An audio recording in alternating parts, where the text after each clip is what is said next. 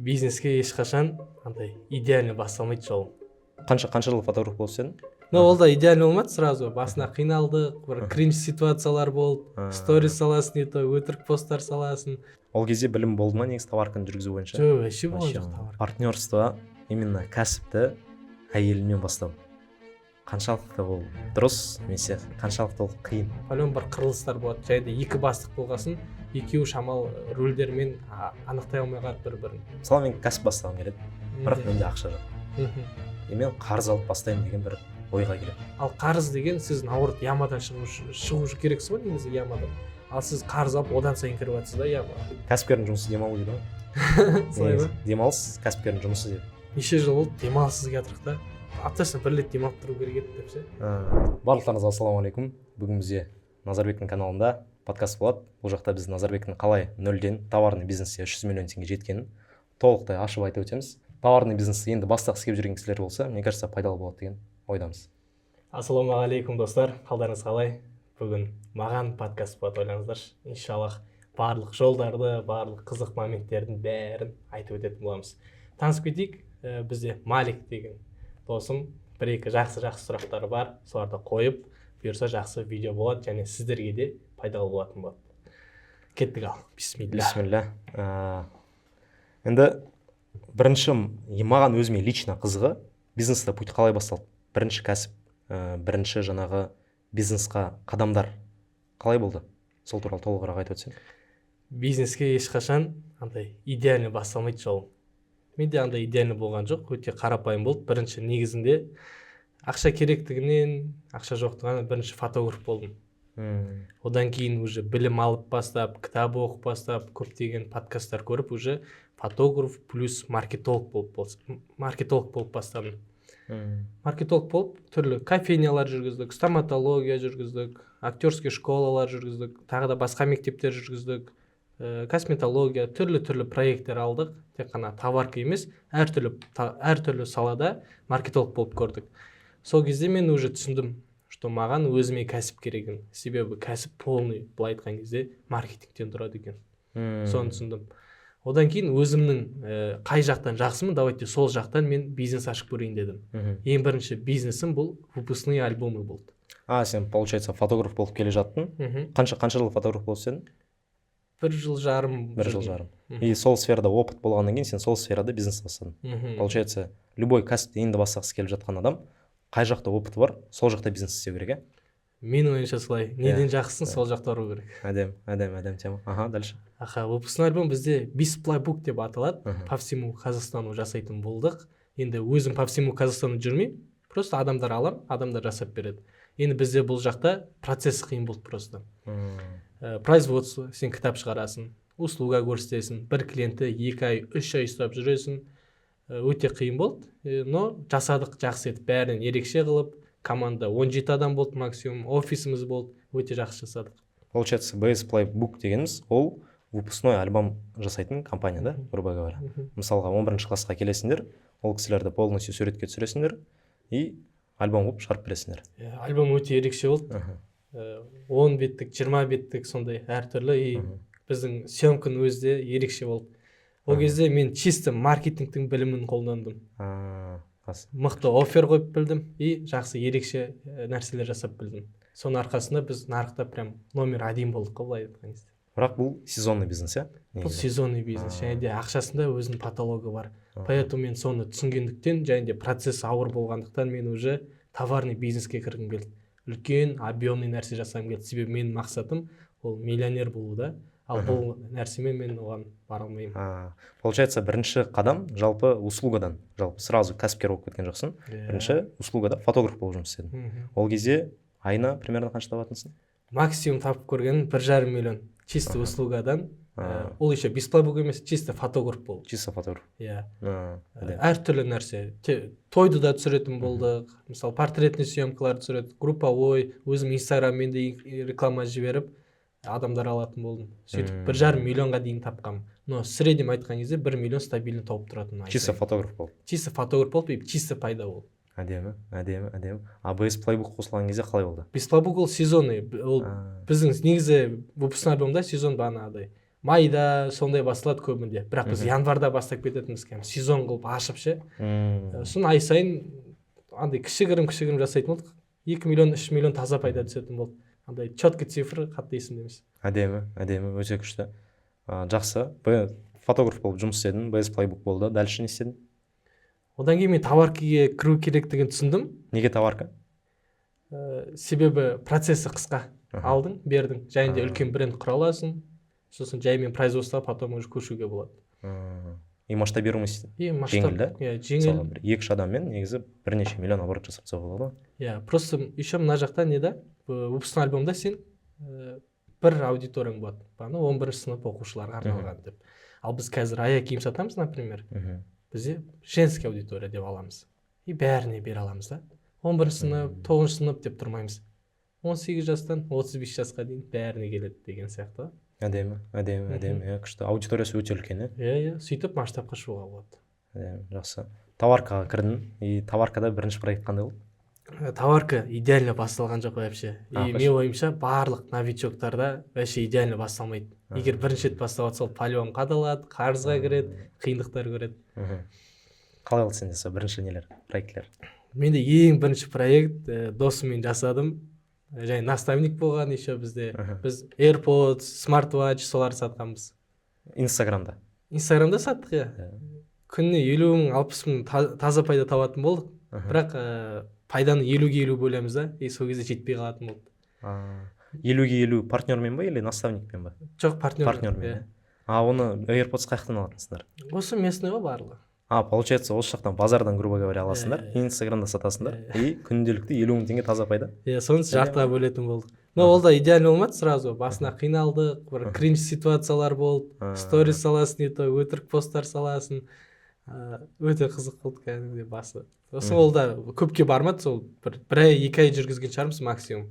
Сосын қайтадан жүргізе алмай қалдық. Білмеймін, бас жетпей қалды ма, опыт жетпей қалды ма, 1-2 моменттерден беріліп қалған кездер болды. Ол кезде білім болды ма негізі товарканы жүргізу бойынша? Жоқ, вообще болған жоқ товарка. С нуля кірдік, бағанағыдай чуть-чуть біліміміз бар, соны қолдану арқасында әйтеуір шамалы оборотқа шықтық. Әдемі. Одан кейін әйелмен жасадым қалған проекттарды. Уже бірінші партнерство досымен болды, қалған партнерстволардың барлығы әйелмен болды ма? Әйелмен болды. Ең бірінші проект әйелмен жасаған именно не саттық? Қалай еді?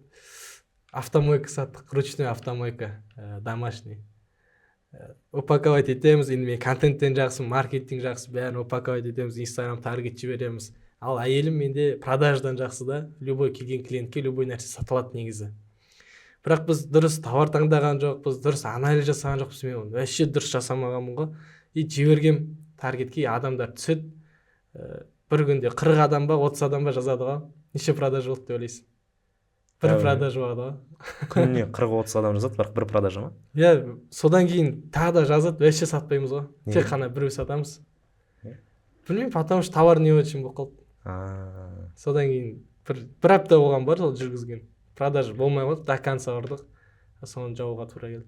Получается, сендерде көбінесе связка, как я заметил, Инстаграм плюс товарка, көбісі жаңағы Каспида немесе маркетплейстарда сатады ғой. Сендер только Инстаграм арқылы сатасыңдар да? Тек Инстаграм. Неге? Өте оңай Инстаграмның связкасы біріншіден. Және де адам ол жерден полный сізді көре алады, контент арқылы көре алады. Бастығы кім, сотруднигі кім, қай жақта жұмыс жасайды, қалай упаковка жасайды, қалай сервис көрсетеді, нешеден нешеге дейін жасайды, сөйлескенін полный сол жерден көре алады. Ал маркетплейсте тек қана сіздің фотоңыз тұрады, карточка тұрады, и астында отзывтар тұрады. Ол сені полный раскрывать етпейді, және де бренд ретінде сізді қалыптастырмау мүмкін. Ал Инстаграмда сіз полный бренд қылып қалыптаса аласыз. Мысалы, қазірдің өзінде копия сатып атсаңыз, немесе осы местный оптовиктерден алып сатып атсаңыз, иншалла, алдағы уақытта үлкен бренд қылып өзің производствоңды шығара аласың. Сондықтан кеткен уақыт ол далаға кетпейді да. Әдемі, кәдімгідей магазин өзінде алып қалады ғой. Қанша сен маркетинг ақша құйсаң да, ол жақта сен кәдімгідей брендін дамытады. Күшті. Менде мына сұрақ. Партнерство, именно кәсіпті әйелімен бастау. Қаншалықты ол дұрыс, немесе қаншалықты ол қиын? Ол былай ғой, түрлі кәсіпкерлер көріп атамыз, именно успешныйларды көрем, жұп болып жасап атады. Бірақ менің ұстанымым басқаша. андай жоқ, орта жол деген жоқ, орташа болады деген жоқ. Либо сіздер бірге қосылып мощный боласыздар, либо бірге қосылып екеуіңде дым жасай алмайсыздар. Орта жол жоқ. Либо күшті бір связка болады екеуіңізден, либо болмайды. Осылай. Ал екеумізде әйелмен күшті связка болды. Мен маркетологпын, ол продавец, анадай продажа жақтан мықты. Екеуміз қосылдық и мощный болдық екеуміз. И береке де бар. Әдемі, күшті. Оның минустары да бар. Мысалы, дұрыс граница қойып білмесең, дұрыс рөлдерді анықтап білмесең, қызметтер кім не нәрсеге отвечать етеді. Егер соны дұрыстап анықтамасаңдар, онда сіздерде хаос болуы мүмкін. Жеке өмірге де әсер етіп кетеді ғой. Жеке өмірге қатты әсер етеді. Сіздерде басқа тема болмай қалуы мүмкін. Жұмыстағы хаостар үйге әкелуіңіз мүмкін. Немесе тағы да сондай бір минустар болады. Пәлен бір қырылыстар болады. Және де екі бастық болғасын, екеуі шамал рөлдермен анықтай алмай қалады бір-бірін. Мысалы, біреу қатты сөйлеп жүрсе, біреу көтере алмай қалуы мүмкін. Оның барлығын алдын ала келісу керек. Жұмыста біз былай сөйлесеміз, сен тым ренжіме деп айтасың. Ал үйде мен сен еркелетемін, бағанағыдай, как обычно муж и жена болып жүреміз. Ал жұмыста мен сен қатты сөйлеп қалып жатсам, мен сөйтші, тым ренжіме дейсің. Мысалы, бізде моменттер болады, мен бәріне бірдей қараймын да. Мысалы, әйеліме бөлек қарап өйтпеймін, сразу тіке айтам, и ол басында ренжитін. Қазірсің, потом үйреніп, уже қазір нормально. И оның моменті де болады, там бір нәрсеге ол шынданып жатады, андай товар дұрыс келмей қалып жатады, сол кезде маған да ұрысып жібереді. И мен андай эгом ұстап, қатын демеймін да. Все деймін, шынданып жатыр, это процесс, это нормально деймін да. И все болды. Сол жерден ұмытып кетеміз жұмыстан шыққаннан кейін қайтып қол ұстасып, милый парочка болып жалғастырып кетеміз. Әдемі. Получается, граница қойып білу керек, жұмыспен. Соғы. Енді басында қиын болады. Егер сіз там әйелмен бастаңыз келсе, енді олда да қызығушылығы болуы мүмкін ғой. Мысалы, біреуде қызығушылығы бар, біреуде қызығушылығы жоқ. Егер ол әйел өзі бизнес жасағысы келсе, істеп көрем дегенсе, онда соның барлығын анықтап алу керек. Басында қиын болады, бірақ сразу айтайын. Ұрыс-керістер там болып қалуы мүмкін, но жаймен жұмыс жасау керек та отношениямен. Сосын нормально болады, и уже үйреніп кетесіздер. Тема. Получается, жаңағы бизнесқа оралатын болсақ, автомойка істедіңіздер. Дальше біз корсет бастадық. Корсет. Корсет, ортопедический корсеттер, арқаға тағатын. Арқаны дұрыстайды ғой, былай айтқан кезде. Просто тағады, да? Просто тағады. Біз андай кесте беретін болдық. 1 айлық, күніне неше сағат тағу керек, қай уақытта аралығында тағу керек, және қандай массаж түрлерін жасау керек. Бұл жерде енді бұл бизнес товарка, бірақ товарканың андай сложный түрі. Біз просто товар бермейміз. Біз бірінші консультация жасаймыз клиентке. Қай жер ауырып тұр, қандай проблемалары бар, және оны шешу арқылы, бағанағы корсет арқылы шешім береміз, және түзеп береміз, және де 1 ай бойы бақылаудан өткіземіз. Қалай болды арқаңыз? Дұрысталды ма, дұрысталмады ма деген сияқты. Андай сложный бизнес, вот как андай клиника сияқты жұмыс жасадық да. Но на самом деле ондай бір профессиональный клиника андай болмадық. Бірақ примерно сөйтіп жұмыс жасадық. Бірақ адамдарға бәріне пайдалы болды, қайттан отзыв жазатын болды. Дұрысталды, жақсы болып қалды, қазір түке жүретін болдым деген сияқты. Күшті. Товарды тоже местный рыноктан аласыздар? Инстаграм арқылы сатасыздар? Жоқ, ең бірінші біз сразу Китайға көштік. Китайдан алдырттық. Сол кезде біз тоже қиын сәттер болды, мысалы. Үлкен суммаға заказ бердік та. Келген кезде аны бәрі брак болып келді ғой. Кішкентай андай бөпелердің размері келді былай айтқанда. Сосын болды, тұрды сол товар, сосын алдық та местный жақтан таптық, 3 есе қымбатқа. И пока соны сата тұрдық та, и қайттан Китайдан заказ бердік, и уже Китайдан нормально болып келді. Сондай бір опыттар болды. Ол проект қанша істедіңіздер рынокта? Біз примерно июльде бастадық, июльден декабрьге дейін жасадық. Сонда неше ай? 5 ай ғой. 5 ай жасадық ровно. 5 айда 2 офис болды Алматыда. Алматы қаласында 2 офис. Отдел продажи болды. Отдел маркетинга болды. Полный жұмысқа кірісіп кеттік сразу. Командада қанша адам болды сонда? Команда отдел продажда бізде 6 адам болатын болды. Стабильно прям. Кейде одан көп, кейде аз. Но 6 адам стабильно. 6 адам. Әдемі. Еще отдел маркетинга бар. Отдел маркетингінде ода SMM бар, мобилограф бар, сторисмейкер бар. Болды. Күшті. Оның барлығы еще чисто инстаграммен ғой. Инстаграммен сатамыз, көрсетеміз, реклама жібереміз, блогерлармен жұмыс жасаймыз. Ал инстаграммен сату деген қалай ол сонда? Мысалға мен рилс түсірем, сторис салам, сол сату ма или қалай? Жоқ, олай емес. Инстаграм деген, былай айтқан кезде сіздің офлайн точкаңыз ғой, магазиніңіз. Оны сіз дұрыстап, баптап, упаковать етіп, рекламаға жіберіп, ол жерге адамдарды қызықтырып, адамдарды сол жерде ұстап, және оларға сату керек. Сатқаннан кейін олар сізге қайта келу керек. Осыған жұмыс жасайсыздар. Бұл тек сторис салу, рилс салу емес. Ол рилс салу, сторис салу, ол тек қана сенімділікке адамдарды көрсетуде. Күшті. А вот мен білемін де көп адамды жаңағы онлайн магазин ашады. 3-4 пост салады, фотоларды салады товардың, бірақ жүргізе алмай қойып кетіп жатады. Неге? Себебі доверие жоқ. Доверие тудырта алмай тұр ол кісі.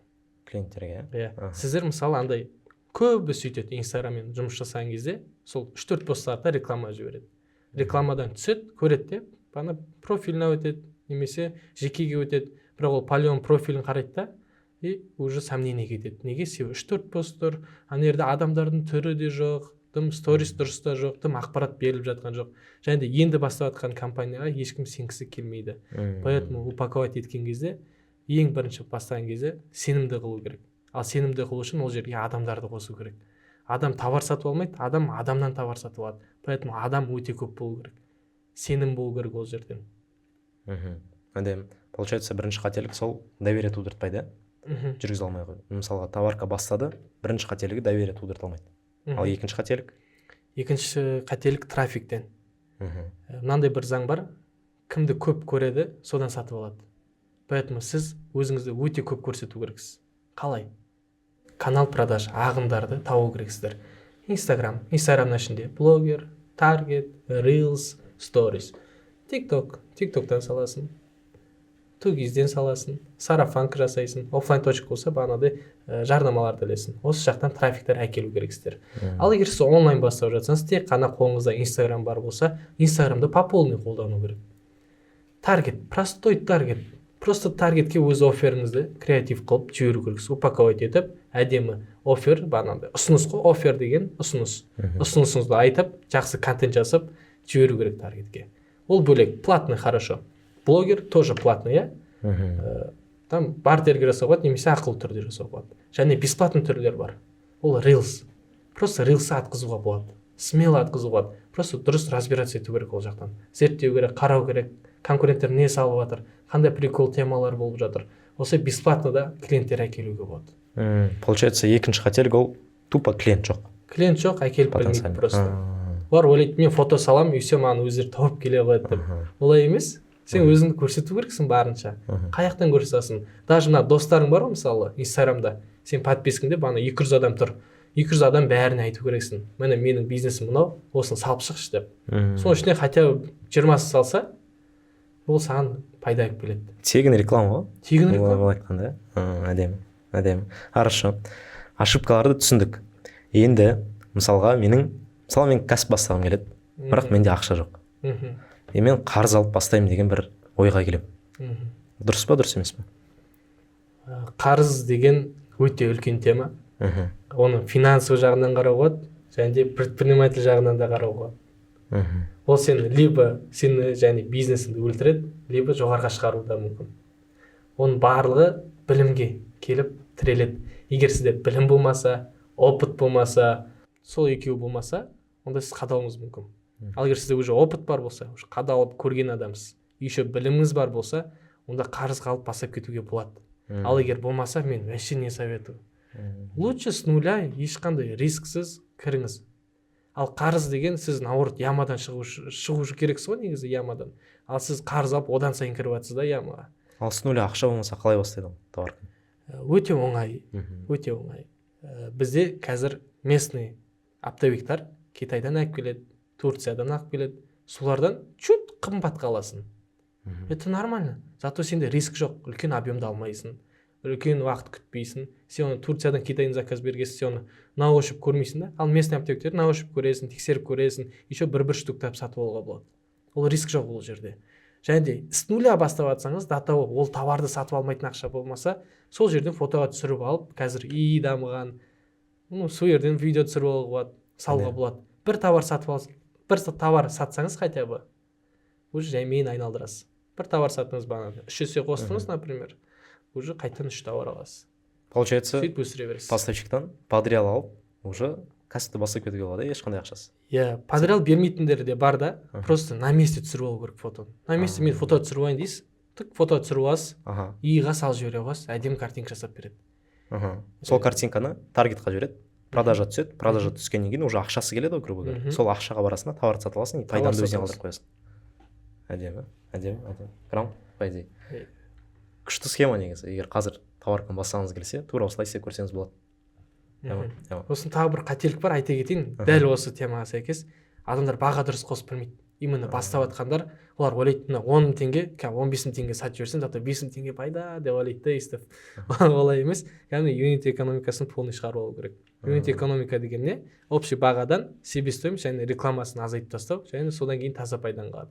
Поэтому сіз баға қосқан кезде, мысалы 10 000-ға алсаңыз, как минимум 2-5 есе қосу керексіз да. Немесе, егер оны түсінбей жатса, бүйтіп айтуға болады. Жалпы обороттың 40% себестоимостьтен тұру керек. Это максимум 40%. Бірде-бір қосу ол вообще қазір невыгодно. Потому что сізде таргетіңіз бар, таргетіңіз ақталуы бар, доставкаларыңыз бар, өте көп расходтар болады, ертең сотрудник, аренда деген сияқты. Поэтому бірге-бір қосу ол қателік болады. Лучше 2-5 есе көбейтеді да, 10 000 қалса 25 000-ға сату керек как минимум. 10 000 қалып 15 000-ға сатсам 5 000 теңге пайда деген ол өтірік сонда. Конечно. Сіз өсу керексіз ғой. Либо сізге тек қана қазірге 5 000 теңге керек болса, онда базар жоқ жасап алыңыз. Ол скорее всего 5 000 теңге таза пайда емес қой. Ол расходқа кетіп қалды ғой. Таргетіңе кетті, уже нөлдасың сен. Получается 10 000 қалсаң как минимум 25 000-ға сату керек товар, да?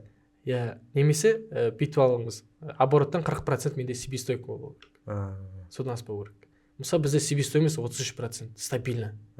Себестоимость дегеніміз түсіндіріп өтейік, бұл не? Себестоимость дегеніміз общий обороттан товардың бағасы. Осы себестоимость. Расходы барлығы кеткен кезде товардың себестоимость. Себестоимость деген чисто товар. Товардың өзі. Клиентке бердіңіз, сол товардың кеткен ақшасы оптовый. Әдемі. Получается 10 миллион теңге оборот болса, минимум 4 миллион теңге себестоимость болу керек. Максимум. Максимум. Максимум болу керек. Одан көтерілмеу керек. Барынша соны ұстау керек.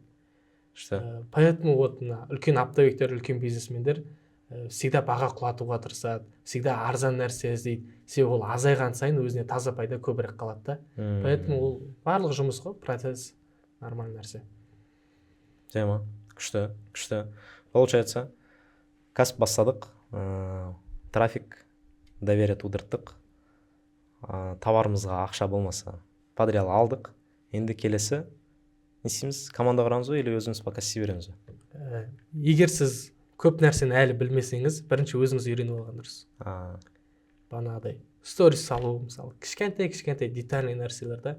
Неге сіз с нуля бастап жатсыз қазір? Сіз үлкен рисктасыз, үлкен бір точка ростадасыз да. Поэтому сторис түсіру, пост салу, фотоға түсіру, таргет жіберу, сату деген нәрселердің барлығын хотя бы базовый өзіңіз үйреніп алу керексіз.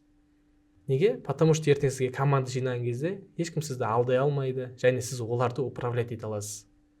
Егер сізге келіп, таргетолог келіп көрсетеді, мынандай цифр дейді, и RNP-ін жібереді таблицасын. Сіз қарап тұрасыз да, таргетолог айтасыз. Нормально да? Нормально дейді да. Ал егер сіз разбирать етіп білсең, айтасың, мынау болмайды ғой, давай бүйтейік, уже тағы да улучшать ете бересің. Например, сату жағынан біреуді алдыңыз, менеджер, и сізге келеді, менде лид не очень, клиенттер не очень, алмай жатыр, білмеймін не істеу керектігін дейді. И сен де білмейсің, и бір-біріңе қарап отырасыңдар, не істейміз деп. Поэтому өзіңіз білсеңіз, сіз на месте айтасыз. Мына жерде дұрыс емес жазғансыз. Мына жерде сұрады, а сен мына жерде жоқ дей салдың. Деген сияқты разбирать етіп бересің сразу. Контроль оңай, ал контроль болмаса хаос болып кетеді, процесстің барлығы. Немесе, егер сізде ақша бар болса уже, артыңызда тіреп тұрған, және де қазір ақша бар болса, онда сразу команда ашуға болады. Проблема жоқ. Просто қазір айтып жатқандар бұл с нуля жасап жатқандарға да. Ал егер сізде ақша бар болса, 2-3 ай артығымен төлей алатын болсаңыз, онда команда жинауға болады, профессионалдарды алуға болады. Ол көрдіңіз ғой, ақша болу керек артынан. Және де оларды тек ақша емес, әңгіме управлениеда да көп кәсіпкерлер немен айналысады, көбіне шаруасы мықты адамдарды іздеумен айналысады. Чисто мамандарды іздейді. Ол вообще қиналмайды, мен не істеймін деп. Ол айтады, маған адам керек, қоям дейді, болды. Но ол адам іздейді солай. Адам табу өте қиын тоже. Всегда поиск жүреді. шығып кетеді, немесе тағы проблемалар болады. Мысалы анау дұрыс емес жасауы мүмкін. Сондықтан всегда поиск жүреді, всегда таныстықта жүреді. Осындай. Ал адамға өрт да болды. Хорошо. Ал команда жинағысы келіп жатыр. Бірінші кімдерді алу керек командаға? С нуля бастап жатқанға ма? Мысалға өзі түсіріп көрді басында, бір-екі ай жүргізді, уже түсінді, таргеті жүріп тұр, рекламасы жүріп тұр, барлығын өзі жүргізіп жатыр пока что. Ешкім жоқ командада. Онлайн, барлығы күшті, бірақ үлгермей жатыр. Мынандай нәрсе бар, тағы да бағана себестоимость 40% деп айттық қой. Сотрудниктер 15%-дан аспау керек обороттан. Осыны есептеу керек. Дұрыс айттыңыз. 1-2 ай өзі жүргізді. Значит, одан қолында есебі бар, обороты бар. Және сол оборотқа сүйене отырып, 10%-ін сотрудник жинасын. Значит, ол 10%-ті көтере алады смело деген сөз. Бағанағыдай, мысалы 10 миллион жасады, немесе 5 миллион жасады. Соның 10%-іне 500 мың теңгесіне, значит, ол сотрудникті позволять ете алады, одан артық емес. Түсіндіңіз ба? Ол 5 миллион жасады жалғыз өзі қазір. Немесе 3 миллион жасады осы бір айда. Значит, ол 300 мың теңгеге бір сотрудник позволять ете алады. Алу керек уже. Ары қарай ол үлгермейді, потому что действительно үлгермейді.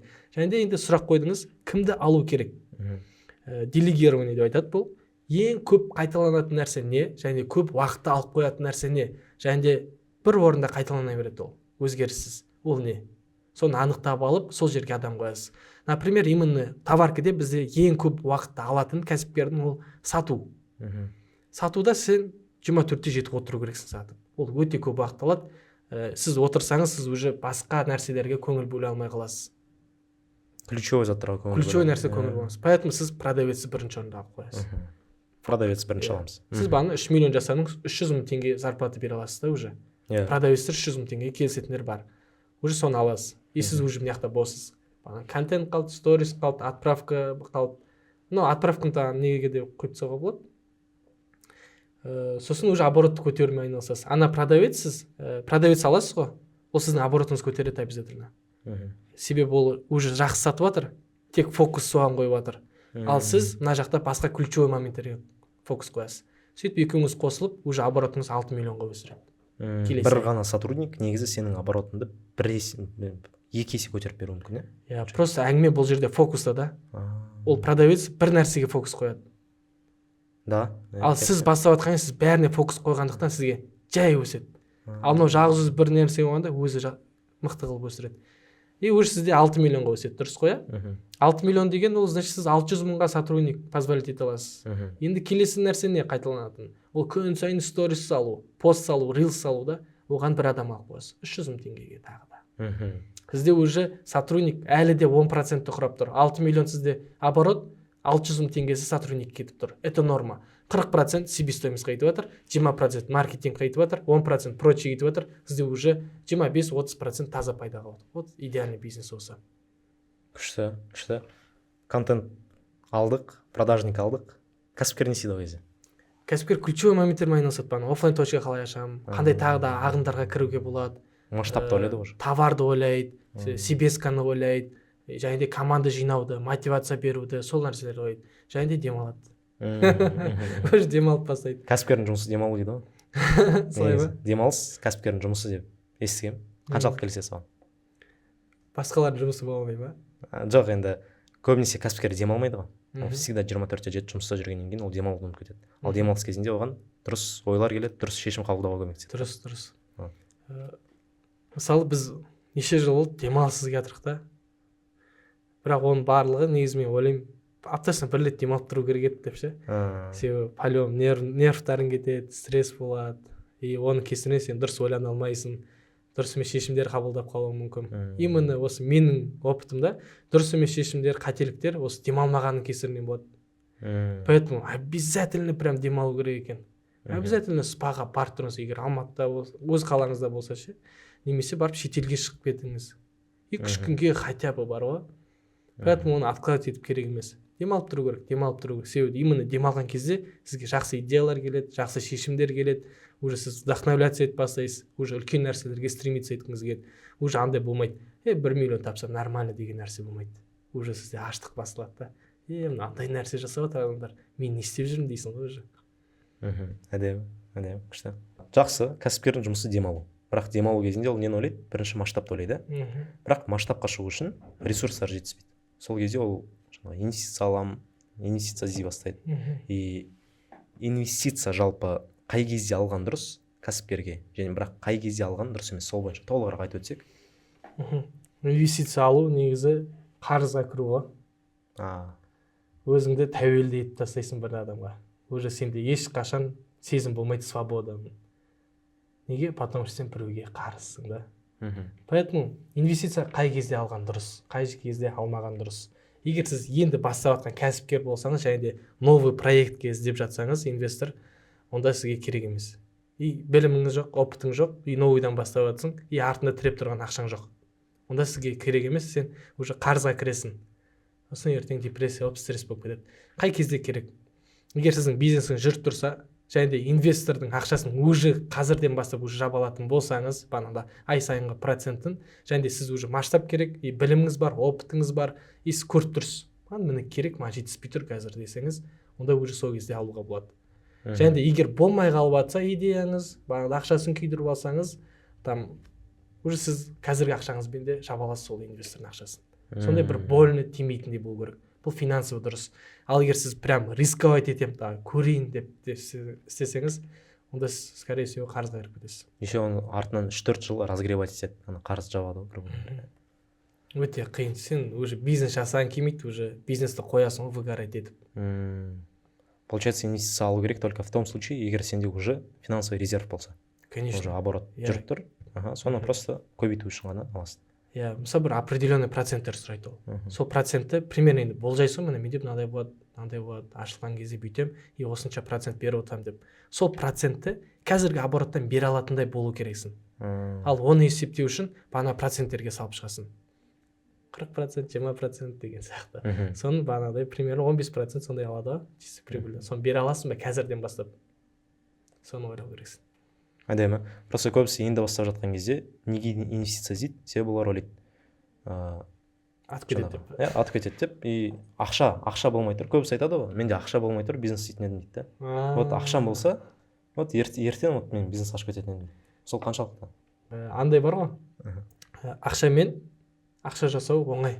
Любой адам жасап кетуі мүмкін. А вот ақшасыз ақша жасау, ол уже действительно кәсіпкерлер жасай алады. Осыған ойлану керек та. Сіз қазірден бастап ақша жасай алмасаңыз, ертең ақшамен де ақша жасау қиын болуы мүмкін. Сонда ол қазір менде ақша болмай тұр, мен бизнес жасайтын едім деген ол өтірік қой. Конечно өтірік. Ол деген сылтау ғой былай айтқан кезде. Нағыз жалқаулардың әңгімесі ғой. Ондай нәрсе жоқ. Егер жасайтын адам, жасағысы келген адам, ол қазірден бастап уже жасайды. Қолында не бар, уже соны сатып, уже жаймен айналдырады. Либо партнер іздейді, либо не іздейді, выход табады, бірақ ақшасыз да кәсіп бастауға болады. Болады, конечно. Вообще сіздердің мына үлкен деп санап жүрген нәрселерің 1 миллион тазалай, 2 миллион тазалай деген ол на самом деле кішкентай нәрселер. Сондықтан оны оңай жасауға болады. Ол бер жағы. А вот үлкен ақшаларды 1 миллион доллар, 2 миллион доллар деген ол уже басқа әңгіме. Ол кезде ресурс керек. Сіз бизнесті ақшасыз бастадыңыз ба? Ақшасы нөлден бастадым. Барлығын ешбіреуін ақшамен өйтіп құйып жасадым. Қалай ақшасыз бастадыңыз? Мысалы, именно аяқ киім кезеңінде бізде корсеттен бағанағыдай банкрот болып, қиындықтар болған кезде именно осы аяқ киім запускать еттік. Оның барлығы местный оптовиктардан. Біз айттық, 5 пар бере тұршы дедім. Бұл уже үшінші бизнес, иә? Бұл үшінші бизнестің басталуы Око коллекшн. Төртінші. Око деген магазин басталуы, иә? Әдемі, давайте кеттік. Сұрадым, 5 аяқ киім бер, қазір фото түсірем де, ертең таңертең сразу алып келем дедім. Еще ол кезде дұрыс емес бастадық та тоже. Түнде қараңғыда осылай свет қойып түсірген біз шамалы ерекше қылайық деп. Соның өзінде мысалы 5 штук алдық фотоға, қайтадан апарып тастадық, келесі күн упаковать етіп, бір түннің ішінде запускать еттік, бір түннің ішінде. Мысалы қазір адамдар 2 күн, 3 күн, даже бір айлап кетіп жатады бір запуск үшін. Ал біз бір 6 сағат, 7 сағат ішінде упаковать етіп, таргетін қосып, дайындап уже жібердік. Келесі күні сол аяқ киімдерге продажа болды. Уже бірінші продажалар келесі күн басталды. Сразу болды. Неге? Сен оның барлығы продажа, маркетинг, команда, контент, осының барлығы бірге жұмыс жасап тұрды. Поэтому сразу келесі продажа болды. Ана оптовиктен уже сразу сатып алдым сол ақшаларға и жаймен складқа сала берді ақша. Получается, ақша ешқандай болған жоқ. Оптовикқа бардыңыз, 5 аяқ киімді алдыңыз, кешкісін суретке түсірдіңіз, қайтарып апарып бердіңіз. И сол тура түсірілген суреттерді инстаграмға салып таргетқа жібердіңіз, келесі күні продажа болып бар, уже түскен ақшадан сатып алып жібердіңіз. Даже мен қазір де уверенно айтам, достарыма да айтам, келіп жатқан консультация келіп жатқан адамдарға айтам, егер мен нөлден бастайтын болсам қазір, бірақ дәл осы біліммен бір айдың ішінде 10 миллион оборотқа смело көтеріп алатын едім. Неге? Потому что опыт бар, білім бар, сол арқылы көтереміз иншалла. Күшті. Қазір енді Окконың істеп жатқанына қанша жыл болды нарықта? 3 жыл болады почти. 3 жыл. 2,5 жыл болды. 3 жыл. Нарықта болған. Міне, кәсіп кәдімгідей нөлден басталған, барып оптовиктардан суретке түсіріп алғансыздар. Қазір уже 300 миллион теңге оборотқа жеттіңіздер. Иә, ол нәрсеге адамдар 10 жылдап жетіп жатады. 10 жыл, да. Қазір бізде мысалы конкурент дейміз ғой, конкуренттер де бар. Біздің обороттан төмен, бірақ жасап келе жатқаны 5 жыл, 7 жыл болған. А в чем ключевой фактор успеха именно сіздерде? Бізде пробовать ету өте көп. Жаңа нәрселерді, тестовый нәрсе, всегда тест, жұмыс, всегда процесс. Солай, соның арқасында ғана үлкен обороттар жасап жатыр. Ал көп адамдар бір табысқа тұрақталып қалады. Айтады, нормально деп айтады. Және де олар тестовый етуге қорқады. Неге қорқады? Олар айтады, қазіргі ақшамды мен түсіріп алам деп қорқады. А на самом деле сіз пробовать ете беру керексіз, новый нәрселерді пробовать ете беру керек. Тағы не істеймін деп. Және екіншісі скорость. Адамдар өте ұзақ жүреді. Слишком ұзақ. Маған бір күн деген 24 сағат деген слишком ұзақ. Маған болу керек па? Қазір болу керек. 1-2 сағатта уже істеп тастау керекпіз. Идея келді, акция есіме түсті, мысалы 1-2 сағатта уже реал болып, публикованы болу керек. Онсыз болмайды бизнес. Кімде скорость қатты, сол ұтады. Ал бізде көбісі ойланып жүреді ғой. Мынандай бизнес істеу керек. Көп ойланады, өте көп. Жай, мен ұнатпаймын бар ғой, мен жек көрем даже бар ғой. Мен айтам, мен болса тездет. Сондықтан тез старт болу керек, тез қимылдау керек, товар тез алу керек, акциялар тез запускать ету керек, және быстрый продажа болу керек. Адам жазды 10 минуттың ішінде алу керек. 1-2 күн ойлануға мұрша бермеу керек вообще. Осылай құрылады. Действительно. Күшті. Ал банадай асықпай әдемілеп жасаймын деген қай кезі? Ол деген, когда вот сен оборотың 50 миллион болады стабильно, сол кезде асықпай жаса. Ойланып, тест жасап, дизайнерлерге өткізіп, солай жасасаң болады. Ал қазір сенде дым жоқ қой. Баса беру керексің, тақ, айыра беру керек. Ал товаркада конкурент көп емес пе? Мысалы, көбісі товарка немені бастағысы келеді, бірақ конкурент көп деп ойлайды, бәрі товаркамен айналысып жатыр. Сіз не ойлайсыз? Дұрыс анализ жасау керек товарға бірінші. Қандай спрос болып жатыр. Сосын рынок зерттеу керек. Спрос және де товар бір-біріне сәйкес келіп тұр ма? Соны көру керек. Даже конкурент көп болса да, бірақ спрос көбірек болуы мүмкін, Спрос көп болуы мүмкін. Және де ниша таңдаған кезде де дұрыс нишаға кіру керек. Самый қажеттілік нәрселерге кіру керек. Не қажетті? Тамақ, баспана, киім, здоровье, білім. Осы 5 нәрсенің ішіне кіретін болса сала, ол жерде спрос всегда бар. Даже зерттемеуге болады. Поэтому кіресің, сенде ең маңыздысы ол оффер болу керек, дұрыс оффер, дұрыс упаковка, дұрыс товарды біліп, беріп, дұрыс сервис көрсетсеңіз, ана конкуренттерге вообще қарамайсыз. Просто барлық зерттеуге байланысты, және де сіздің әрекетіңізге байланысты. Көбісі қорқып жатады ғой. Конкурент көп сол үшін. Енді қорқады, неге қорқады олар? Потому что олар сенбейді Аллахқа. Олар өте менде болмайды, өте көп ойлайды. Рисковать етеді, болды, Алла тағала береді саған. Әркім ризығы өзіне де. Сен мына Қазақстанның бір үлкен аудитория, Қазақстан 20 миллион адам бар, соны бір 0,001% алсаң да саған мыңнан жетеді да. Поэтому сен рисковать ету керексің, Алла береді, смело жасай берем дейсің. Олар не істейді? Бағанадай Б план, С план, әртүрлі пландарын дайындап қойды. Егер болмай қалса мен бүйтем, мынау болмай қалса мен бүйтем дейді. Ондай жоқ. Мысалы менде өмірде ондай жоқ. Мен мына істеймін, мынау мендегі ату керек деймін. И соны дұға етемін, құлшылық етемін, және де әрекетімді қосам, и все болды, сабырмен күтемін. Болды осы. Формула успеха дейді. Әдемі. Енді Назарбек қазір кәсіпкер, офлайн точкасы бар Алматыда, командасы бар, бизнес система жүріп тұр. Қазір Назарбектің өмірі қалай өтеді? Ол мысалы продажа жасамайды, контентке қатты көңіл бөлмейді ғой. Мысалы менде ең бірінші әйеліме де айтам, және де өзіме де ең бірінші принцип қоямын, ұйқы дұрыс болу керек деп айтамын. Ұйқы.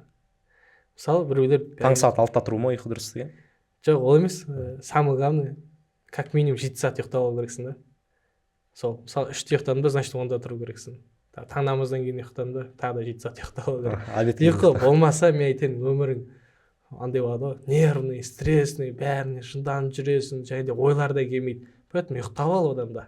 Тұрасың, ұйқың ашық, кофеңді ішіп ал, обязательно кофеңді ішіп ал, салқын суға түсіп ал, содан кейін жұмысың баста. Сол кезде сенде дұрыс идеялар келеді. Уже асықпай отырасың. Мына бүйте сояқ деп, сен уже безумный нәрсе айтасың ғой бағанадай. Идеяң, сен ұйықтап демалып алдың, и сен күшті нәрселер айтасың, ал басқа адамдарға уже андай елестетеді да. Мына қуады екен ғой дейді да. Не нәрсе айтып отыр, қайда ол нәрсе, дұрыс сенбейді. Поэтому энергия ең бірінші маңызды ресурс. Сонда кәсіпкер болу үшін таң сағат 6-та тұрып керек емес, Жоқ, олай емес. 11, 12, 1-2-ге дейін ұйықтауға болады. Самый главный ақша келіп тұрса болды ғой. Ал ақша келіп тұр үшін сен бірінші системасын қою керексің, команда жинау керексің, и бәрі системді жүріп тұру керек. Сол кезде ұйықтай берсең болады. Ал егер ол жүрмей тұрса, онда ұйықтауға болмайды саған. Ол кезде ертерек тұрып қамдану керек, әрекет ету керек. Түнмен, даже мен мынандай күндерім болды бар ғой, 2-3 күн вообще ұйықтамайтын күндерім болды.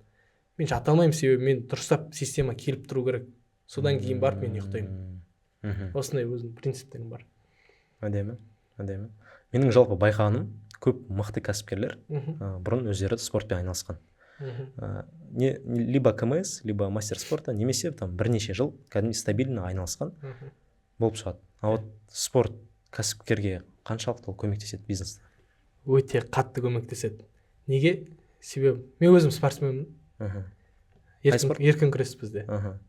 Еркін күресте КМС-пін, түрлі дәрежеде орындар алғанбыз. Даже интернатқа түсіп, спорт жолын қуып кетуім болатын еді. Мен спортты қойып кеттім, негесе ақша керек болды маған. Поэтому маған мына жаққа бизнеске көшіп кеттім. Қазір мен достарымның 90% барлығы спортсмен. Действующий қазір күресіп жатқан спортсмендер. Спорт неге керек? Спортта адамдар ұтылып біледі, пробовать етіп біледі. Ұтылғаннан кейін қайтып көтеріп, қайттан жарысқа бару, қайттан дайындалу, қайттан бір нәрсені күн сайын қайттан жасау деген нәрсе бар да. Дисциплина, тәртіп, характер сол жақтан шығады. Сенде болмай жатады, но сен берілмейсің, до конца жасайсың, и сенде болады. Осы принциппен бизнесте де сонымен де жүреді да. До конца соны істейді. Характерін көрсетіп. Әдемі. Получается, кәсіпкерге жалпы бизнесте спорт қатты көмектеседі. Қатты көмектеседі. Күшті. Даже қазір бизнес жасап жүрсің ғой, спортты тоже параллельно алып жүру керек. Обязательно. Сен сол жерден характерін ұстап тұрасың, дисциплина болады. Жақсы түсіндік. Спортпен айналысу маңызды. Бірақ ол спорт именно қалай көмектеседі кәсіпкерге? Маған сол қызықты. Спортта андай да, любой спортта примерно как минимум 1 сағат заниматься етесің. Күн 1 сағаты. Сол 1 сағаттың ішінде сен барлық ойыннан құтыласың. Кортизолың төменге түседі қайттан. Тестостерон көбейеді қайттан. Жаңа идеялар бастайды. И тренировкадан шыққаннан кейін прям мощный болып шығасың, демалып шығасың. Және де өзім бір байқауларым бар. Тренировкаға обязательно бару керек. Білмеймін, по-любому бару керек, себебі ояқ жақта ойларың босайды. И жұмыс жасайсың. Және де бағанағыдай жалқаулық деген бар ғой, еріншектік уже сені баса алмайды. Мысалы менде бір момент болды, өзім толықтап кеткен кезде тренировканы қойып кеттім да, и мен кәдімгідей жалқау болып кеттім. Көп тамақ жейтін болып кеттім. Әше жұмысқа бармайтын болдым бар ғой. А вот мен тренировканы бастадым, мен уже әше жалқауланбаймын. Қазір мен 24 сағаттың барлығы бос емес та, прям барлығы забиті болып тұр. Себебі оның барлығы мен ойымша тренировканың арқасында деп ойлаймын. Себебі соның арқасында мен бір нәрсе айтады, мен жалқауланып деп тұрып кетемін, sonra шық жасап тастаймын. Маған тренировка сол жағынан көмектеседі. Және де егер тез жасайтын болсам, мен кәсібім өседі. Поэтому осылай тренировка жасау керек обязательно. Күшті. Шешім қабылдауға, жаңа идеяң келуіне қатты әсер етеді. Әдемі. Жақсы. Мне кажется, бүгінгі подкаст барлықтарыңызға пайдалы болды. Қалай товарный бизнестен 0-ден 300 миллион теңгеге жеткенін толықтай ашып айтып өттік. Кәдімгідей алып, қолданып, уже товарный бизнесті бастай аласыздар, в принципе. Сол үшін сізге рахмет. Өте дельный советтер болды. Бұйыртса, адамдарға пайдалы болсақ, вообще классно.